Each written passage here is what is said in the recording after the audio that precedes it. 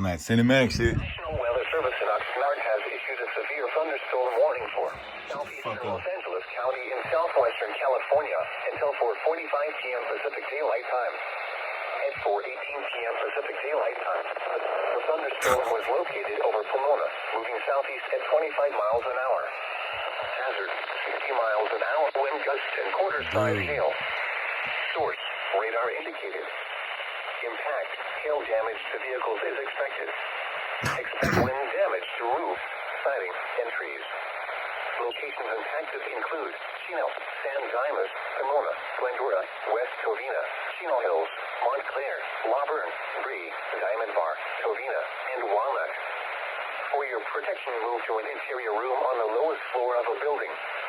Large hail, damaging wind, and continuous cloud-to-ground lightning are occurring with this storm. Move indoors immediately. Lightning is one of nature's leading killers. Remember, if you can hear thunder, you are close enough to be struck by lightning.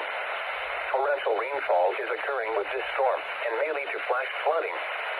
Do not drive your vehicle through flooded roadways.